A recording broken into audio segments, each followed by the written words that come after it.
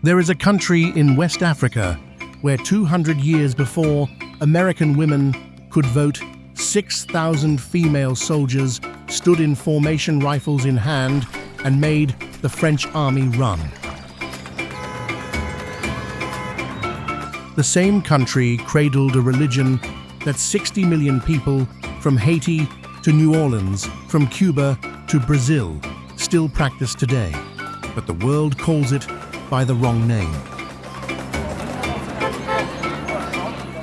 Here, a village of 20,000 people has lived on wooden stilts in the middle of a lake for 400 years to escape slave raiders who wouldn't cross water. 900 elephants walk through savannah almost no traveler has heard of. And every January 10th, the entire country stops to welcome the ancestors home. Welcome to Benin. 71 miles of coastline, 42 ethnic groups, 13 million people, and a story much, much bigger than anything you were taught in school.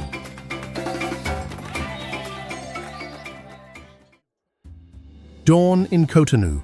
The air already smells of three things: grilled corn on iron griddles, moto exhaust weaving through the streets, and Atlantic salt drifting up from the port. Then a fourth thing arrives: red dust, blowing in from the Sahara, coating everything. That's Benin welcoming you.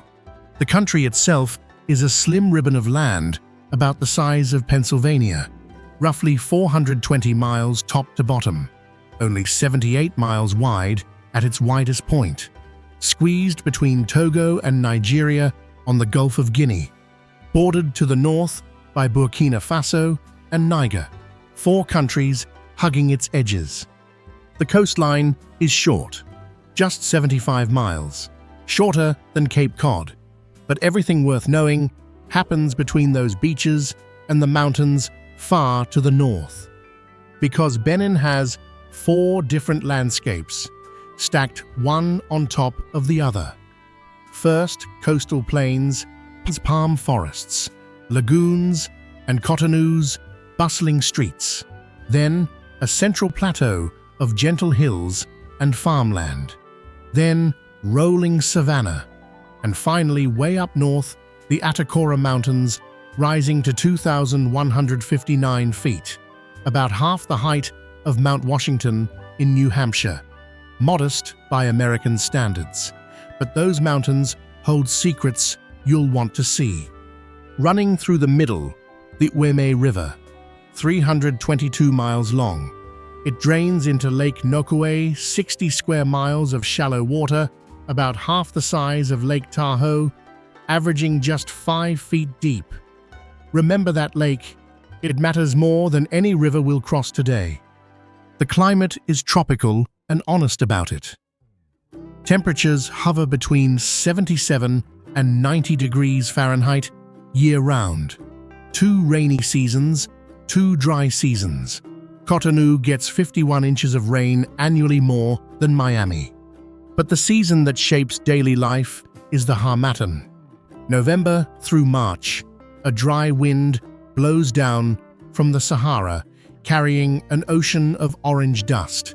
It hangs in the air for months, softens the sun into a pale disk, drops the temperature 10 degrees at night. Locals wrap scarves around their faces. Cars switch on headlights at noon. Think of a gentler Oklahoma Dust Bowl every single year, right on schedule. A third of Benin is still covered in forest, more than Ohio and Illinois combined. Small country, enormous contrast. Nature is only half the story. The people, that's where Benin really begins to surprise you.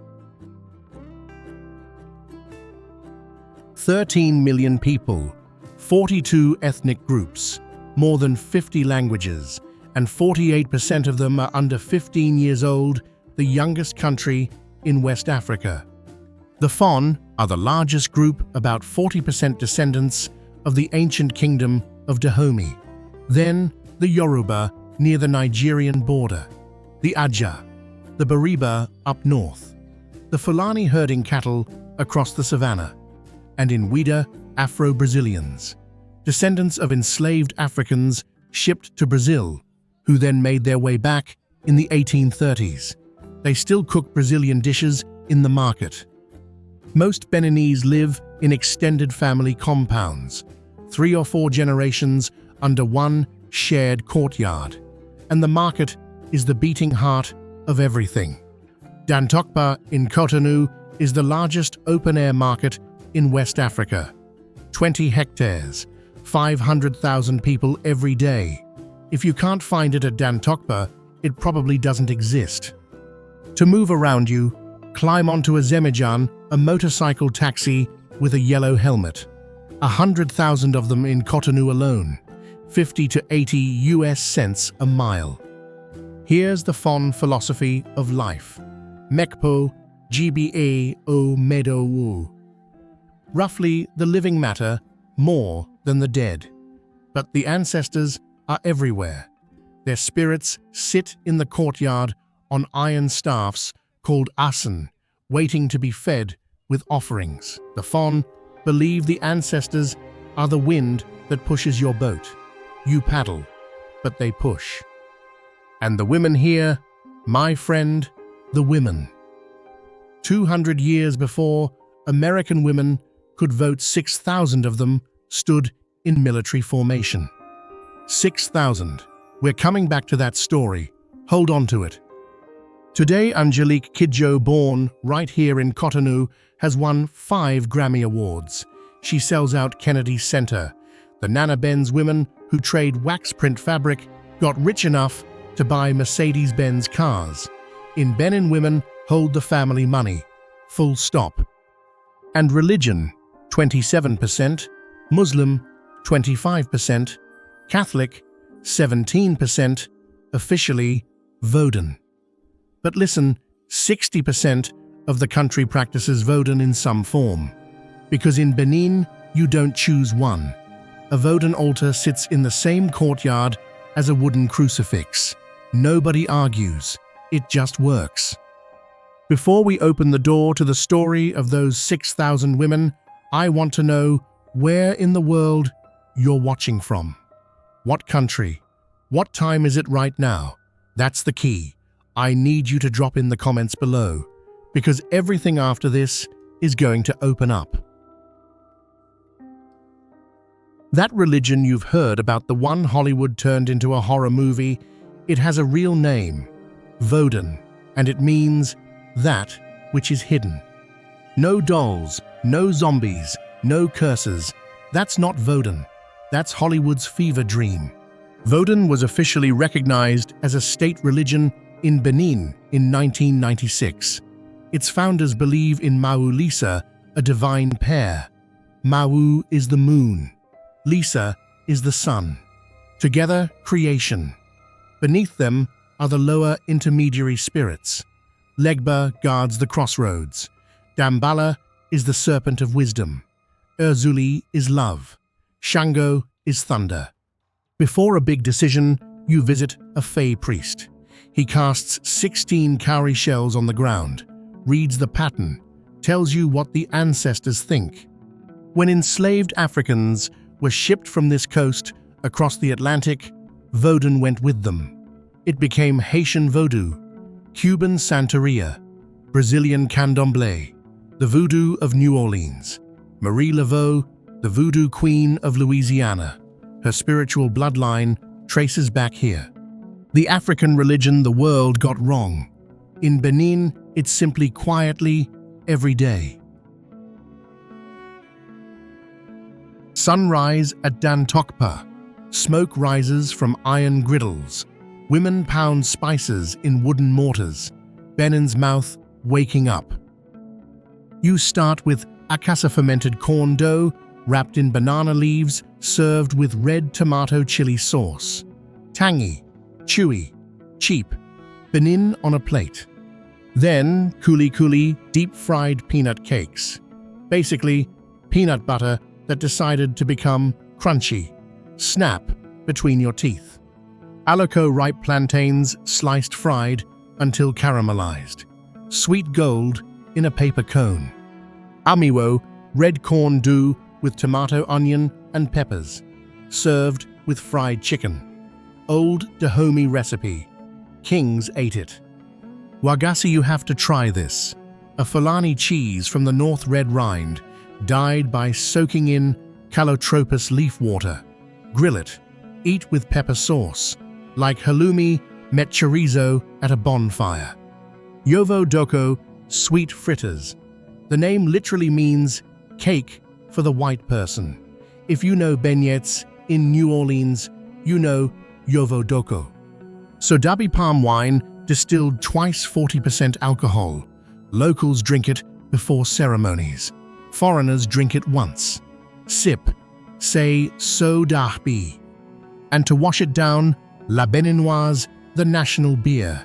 Sit in a maquis, an open-air pavilion. Cold beer. Grilled fish. $3. This is happiness. There's a grandmother in Ganvié who cooks akassa on a floating stove. She's been doing it 60 years. Same fire, different water. You've tasted Benin. Now, where do people actually live? The answer will surprise you. Here's the wildest part of Benin. You don't have to travel far to feel like you've time traveled. Start in Cotonou. 1.2 million people. 22,000 residents per square mile. Basically, Manhattan density in an African city.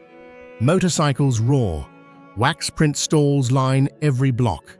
Dantokpa Market spreads across 20 hectares. 500,000 people cycle through daily.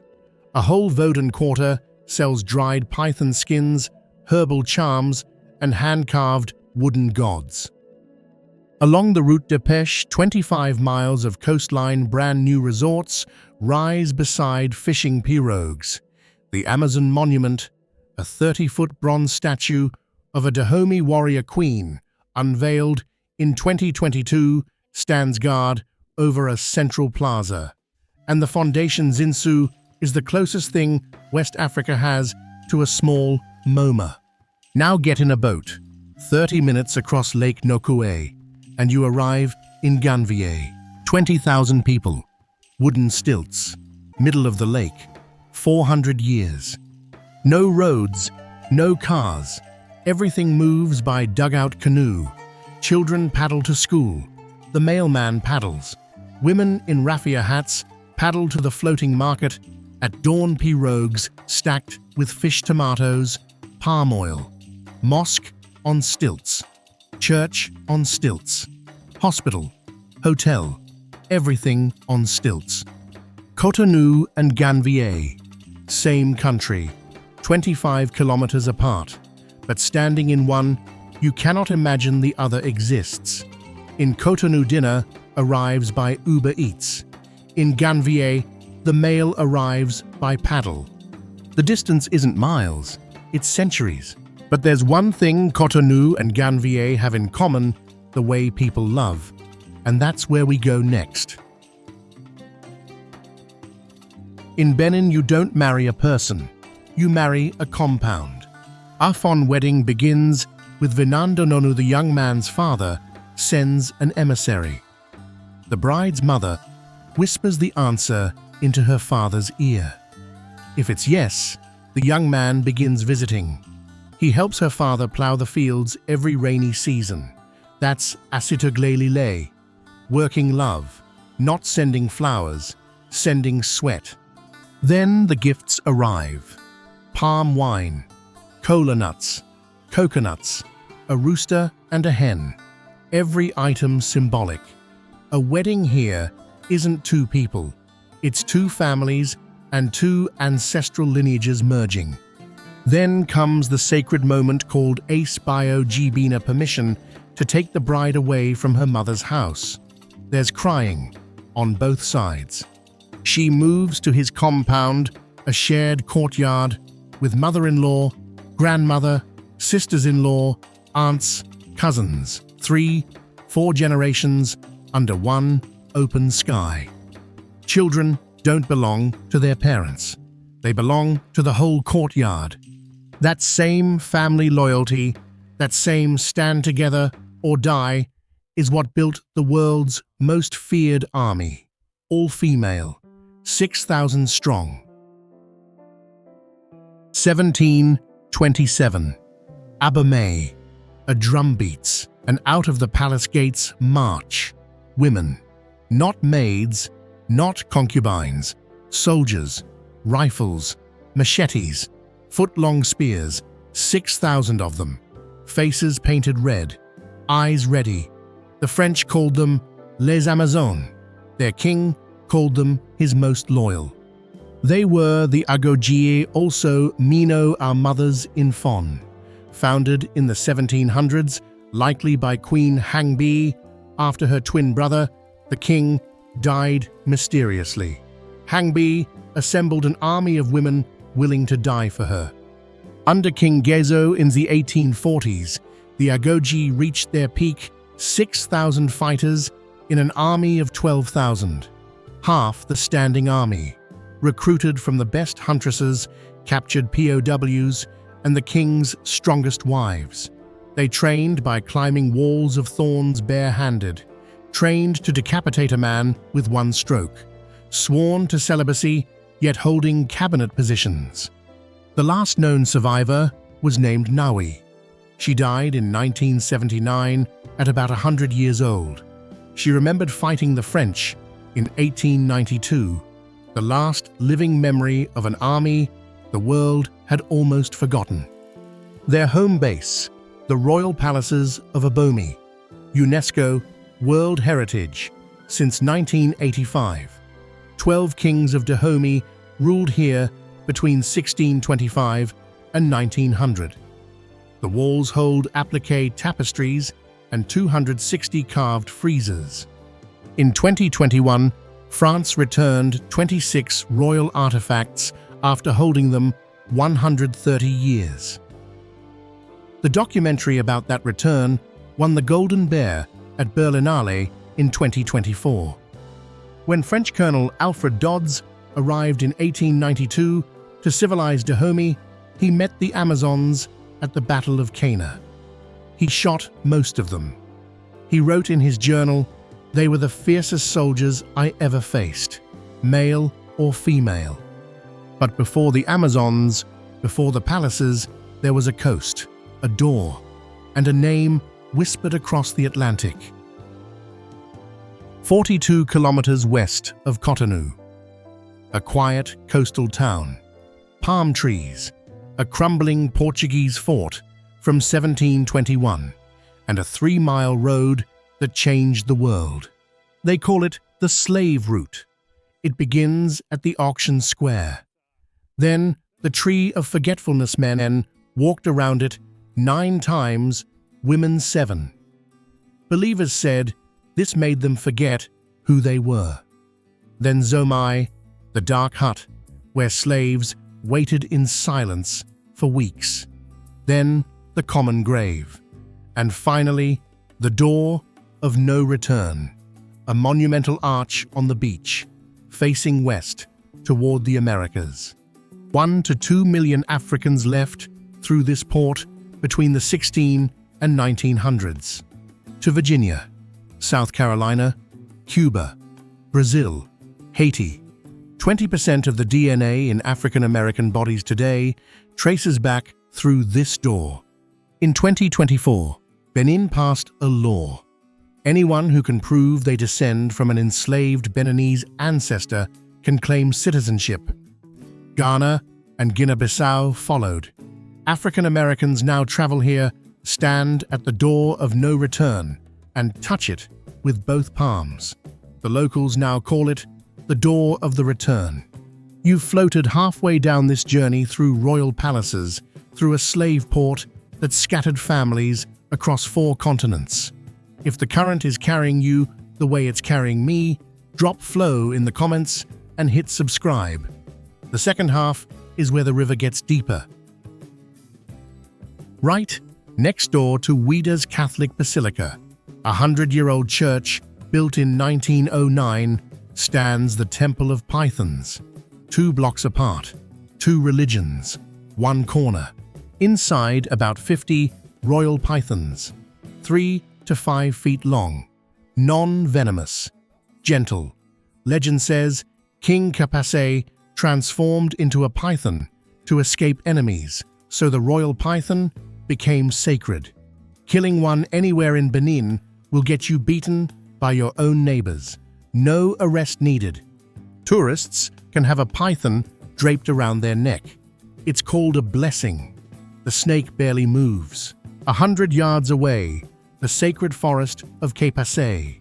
Wooden statues of Vodun deities carved into Iroko tree roots. Bird sounds. Palm rustling. At 6 p.m., the basilica's bells ring. 15 minutes later, the python priests begin chanting. In Ouidah, God has many names, and the sacred lives in places you'd never expect. Late 1600s, the Tofanu people flee slave-raiding Fon warriors from Dahomey. The Fon believe water spirits will drown them. They refuse to cross the lake, so the Tofanu build on the lake. The name Ganvié means we survived in Fon.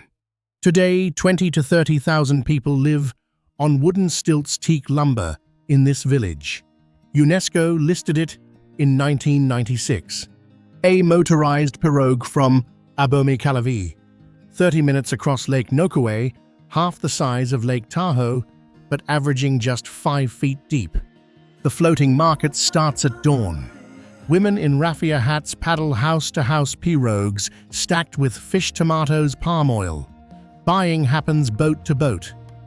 The fishing technique is called Agojie, cut branches, driven into the lake bed. Fish shelter. Villagers scoop them. 3 years later, branches rot. Nature resets.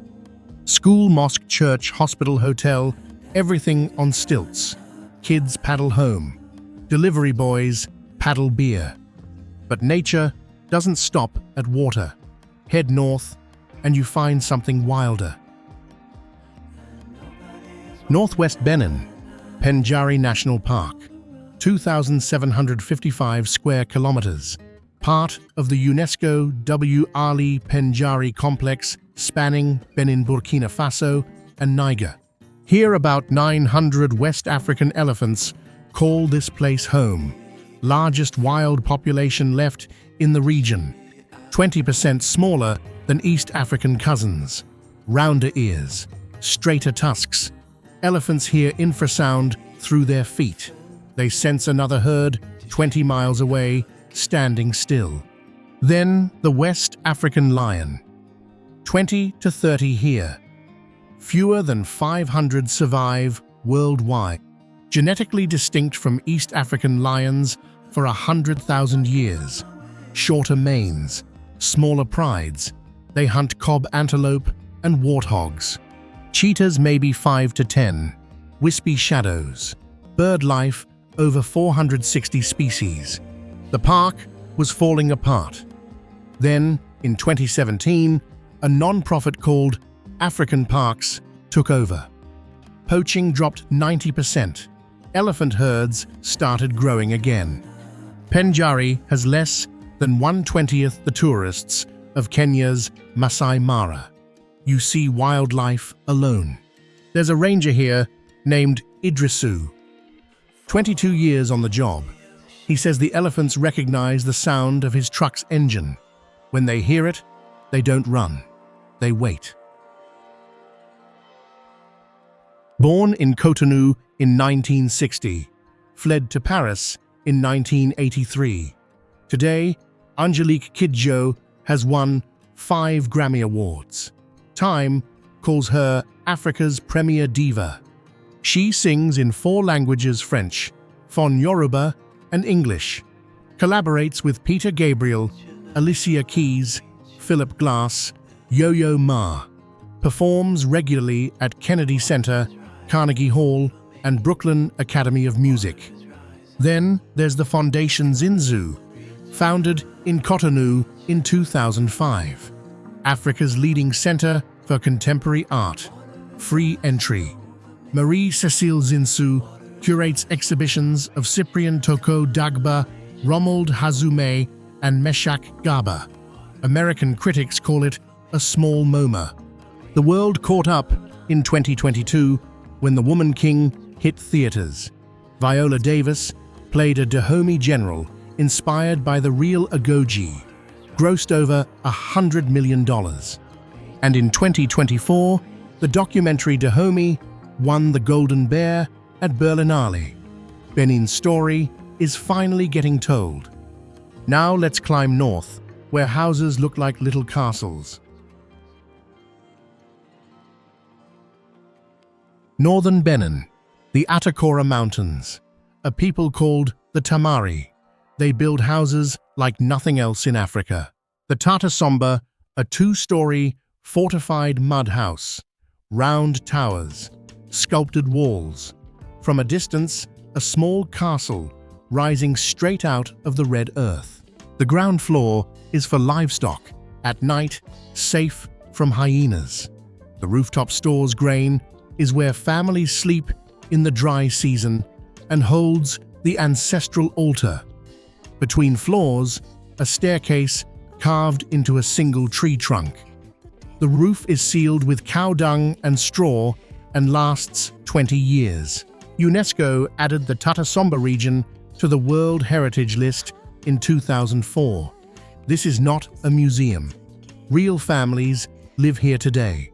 No electricity, well water. Food is millet sorghum, fonio yams. Teenage boys still undergo 3-week initiation rites in the sacred forest. When a foreign visitor arrives, the elder offers sorghum beer from a gourd. You drink, you listen. So we've walked their paths, met their queens, but nothing prepares you for the day they call the ancestors home.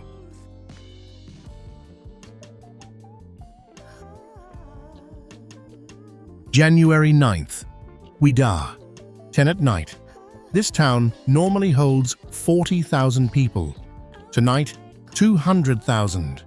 Buses arrive from Nigeria, Togo, Ghana. Planes land in Cotonou from Haiti, Brazil, New Orleans, Cuba. Every hotel booked 6 months ago. Bonfires burn along the beach. Drums begin at midnight. 6 in the morning, January 10th. The Dagbo Hauno, supreme Vodun priest of Ouidah, appears at the door of no return, wrapped in white robes. He pours palm wine into the sand. He calls out the names of the dead. Priests emerge from the sacred forest dressed as Loa, Legba, Dambala, Erzuli, Ogun. Adepts fall into deep trance. Dust rises. By noon, 200,000 people fill the streets. Drums pound. An Agungun mask rises 8 feet tall, spinning in circles. Then the Zangbeto appears, the night watch mask, moving with no visible feet inside. Adepts eat glass, walk across hot coals, speak in voices not their own. The Python Temple opens its doors.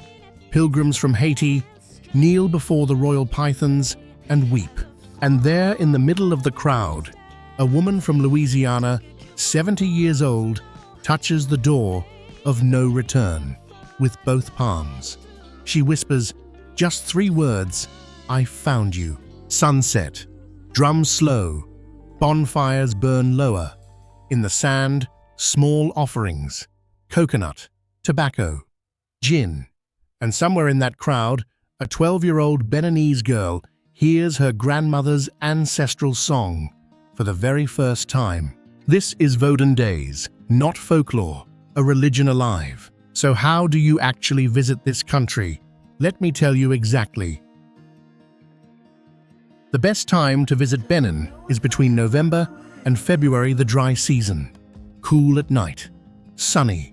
Roads clear. To see Vodun Days, book 6 months ahead. Ouidah sells out completely.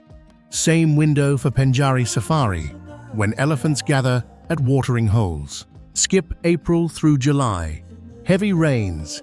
Pendjari roads impassable. Skip October, muggy. August is nice. Independence Day is on the 1st. Costs in US dollars. Budget travel, 30 to 50 a day. A guest house in Cotonou, 10 to 15. A casa costs $2. Zemijan rides 50 cents a mile. A La Beninoise beer, $1. Mid-range 80 to 120 a day. Hotels 50 to 100. Meals 10 to 15. Luxury 200 plus. Private guides. Pendjari Safari Lodge. Flights from the US JFK to Cotonou via Paris or Casablanca, $800 to $1,200, 10 to 14 hours in the air. Ganvié tour, $25 to $40 with a guide. A 3-day Pendjari safari, $400 to $600, all-inclusive. Vodun festival package, $150 for 3 days. Visa. As of 2025, Americans use an e-visa, $50 for 30 days. Yellow fever vaccination is mandatory. Recommended typhoid hepatitis, A malaria prophylaxis. Drink bottled water outside major hotels. When you take a Zemijan, ask for a helmet. When you photograph at Vodun sites, ask the priest first. Basic French goes a long way. Currency is CFA franc, $600 to $1. Cash is king. You have the map. You have the reasons. All that's left is the goodbye. Benin, a country you can drive across in a day. A country that carries 6 centuries of history on its coast. 400 years of survival on its lake. 200 years of women warriors in its palaces. Not the biggest on the map, not the most famous, but if you set foot in Ouidah on January 10th and watch a mask spin, if you paddle into Ganvié at dawn, if you look up at the Tata rooftops in Atakora, you will not leave the same person. Benin is not a place you visit. Benin is a place that finds you, and once it does, some part of you never comes back. If Benin just carved its way onto your bucket list, drop "Hey Joe" in the comments below. That's hello in Fon. If this lantern of a country lit something inside you, hit like, subscribe, and ring the bell. Because I bring the next country to your doorstep every week. Where does the lantern go next? Japan, Madagascar, Peru, Iran? Drop your guess below. Share this with the friend you want to walk through Ouidah with. Until next time, my friend, Joe, Cabo from Benin. Keep the lantern burning. I'll bring the next country soon.